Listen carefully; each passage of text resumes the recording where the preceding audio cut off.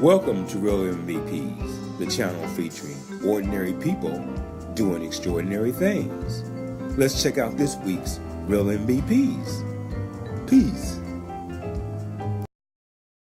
And now for a look back in the day. Let's meet some of the participants of the world stage. Right now I'm talking with Peter. Hi Peter, how you doing? I'm fine. He said I'm fine. He's doing good. They're doing some outstanding work in there. So Peter, what brings you out here tonight? This is a place where you can come and hear a real range of voices, of creative voices in the black community. Folks here are writing poetry, they're writing fiction, they're writing memoir. They're writing stuff that don't even fit in the forms. But mainly what they're doing is coming clean. They're very honest. They are not afraid of their feelings, their emotions. They're not afraid of the government, of any kind of censorship. They're trying to be themselves. They're trying to stand up for some particular philosophies, for some particular belief systems. And I think the wonderful thing about what's happening is you get a freedom to speak your best self, your most honest self, and folks are not going to try to clip you, not try to cut you down, and just any kind of critical comments that are made in here, made in love, made with the idea to try to make you become your best self as a writer. So there's some real true freedom of speech going on in here. Absolutely. I mean, we have gay writers in here, we have men and women, we have folk who are veterans, been in and out of prison, we have folk who have published a lot, we have folks who love the word, and they feel that they can be safe in here. They feel like folks are looking out for them. That don't mean that we ain't critical sometimes, that we don't disagree. We do all of that, but there's a loving spirit that flows up in here. One of our writers did a piece on the workshop. She calls it a church for poets in here, and I think that's a hip way to describe it. Well, it seems like there's a lot going on in here, and Peter, we want to thank you very much for telling us what's going on, and we're going to try to catch a couple of poets as they come out here. I think that'd be good for your camera. All right, thank you, sir. All right. On stage, and I'm talking with Wendy James. Hello, Wendy. How are you? Fine, and you? Good. And what brings you out here tonight? Writers and writing. My brother Nafis.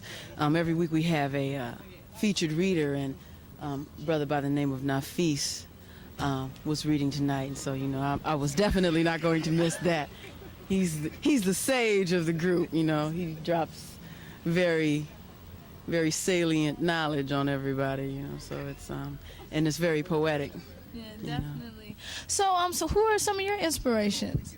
Oh, Nafis, brother by the name of John Eric Priestley, Ojenke, Kamal Daoud, definitely. And a brother by the name of, I'm blanking on his name now. There's so many, Curtis Lyle, Lucille Clifton. Not all of those people come through here, but you read and you write. A writer reads and a writer writes. So. And that's definitely what goes on here. There's a lot of reading and writing, but we have like some various styles. Because I know there's a lot of people out here. What are some of the styles that we can catch here on maybe a Wednesday night as far as the writing? Well, it's called a poetry workshop, but it encompasses all styles of writing. There are people in here who are really storytellers. There are people who are essayists. There are actual poets, and within poetry you have lyric poetry and people who are more in the rap tradition, in the traditional African oral tradition of simple rap, and then there are people who are actual griots. I consider Nafis a griot, which is somebody who is more ritualistic and has that sense of ceremony. So it's Okay. One last question. There's been a lot of, I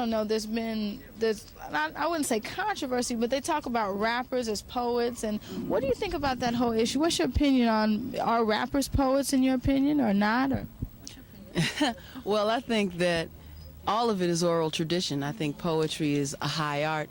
It's, there's a fine line between song and poetry. Some people don't consider song poetry. I do. I think spoken word can be a song. You know, when you get into oral chanting and the myriad ways of African people have of expressing themselves with the spoken word, I don't really see it too much of a conflict between rap and poetry. You know, I know that, you know, there's different camps, but, you know, with me, it's all one thing, you know. So spoken word is spoken word poetry. It comes from the heart, and whether it comes through music or writing, whatever, it's all the same. Well, I mean, you know, I don't agree completely. You know, I think there are differences. Rap is music, you know, and it has that backbeat. It has a beauty of its own. It's a definite different style. Like within poetry, you have heroic verse and you have lyric poetry, you know, and you have sonnets. And then there's, you know, for me, then there's rap, you know, and that's a form, a particular given form. You know, so, I mean, being a poet, maybe I'm hair splitting. Okay, well, we're going to go to a commercial break, but thank you very much for your time. Okay. And now we're talking with another writer, and your name is? Inyesha. Okay, and who do you have here with you? My daughter, Afia. Hi, how are you? Fine. Look, she said fine. She's so articulate. Anyway, tell us a little bit about what brings you out here to the world stage this evening. Oh, this evening, I guess it's like a church here for us. For those of us who don't go to Sunday church, this is Wednesday night church. You know, it's like, that's why I come. I come to fellowship with other writers. We want to know, who were some of your inspirations, I mean, as far as getting you to come out here and write, to inspire you to write? Kamal Daoud, Ojenke, Peter Harris, Wendy James, my sisters, Kim, Michelle, all my sisters, Rhonda, you know, they inspire me to write. They inspire me to continue writing, you know. Yeah. And as far as, we see that there's kind of like been a reemergence, you know, when we think about poetry, we think about the 60s and the coffee house era, and now it seems to kind of reemerge. Do you know what could cause this reemergence of this whole poetry kind of coffee house thing in the 90s? Do you know anything that might attribute to that? I don't think it was ever dead. Okay. I don't think poetry or spoken word had ever gone under. I think that people are just now noticing it because it pays. It's like money now, you know. So I think those, after spoken word has become, again, dormant, as some people call it, there will be those still continuing to write and those still forging on for spoken word because it's within them. It's survival to write, you know. So there was no reemergence. It had never died. It was always here. Okay, well, check that. It was never dead. It's just now it's a marketable thing, and everybody's trying to jump on the bandwagon, you say. Yeah, exactly. MTV spoken word tours and shit. Excuse me. All right, we're all family here. Yeah, so that's what I think. Yeah. Okay. All right, well, thank you very much for your time. Thanks a lot. Here we go. Okay. Called The Journey. Okay, I got it.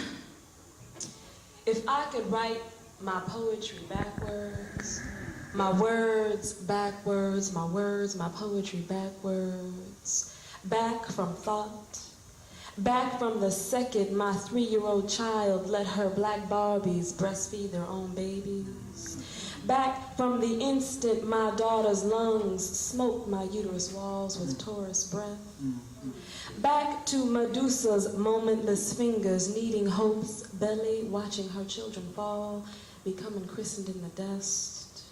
Back to their birth, when their tongues flash like golden blue kimonos and black Akara mountains into third of dawn eye nights. If I could write my existence backwards, from present to past, back before the earth set foot on me, and my tongue melted into 7 moons, encircling her throat like a charm. Back, the shamans would pronounce all my names correctly. Back, they would stare into my mouth until earthquakes ceased. Back, the first Medea, mother dear ever alive, would rinse my eyes out with her haiku. She would clean my ears with the secret of her bones, and while braiding my hair, she would slap dusk and dawn into my scalp to make the itching go away. She would create me again, braid me into a stanza. You see, if we could write our poetry backwards, our words, our worlds backwards, even the inkling of a woman's birth would make mahogany chest-haired Rasta gods rise from Belizean streams. Each would pluck 7 locks, light them afire, fan the rising ashes into honeydew, singe their tongues in a girl child's first breath, and they would dance and dance and dance. Epic poetry would plant our children like seeds, each thought an organ, each letter a dream. They would grow up inside the earth. My daughter's hair would be receptive. Thanks for subscribing and referring your friends and family to Real MVPs. Peace.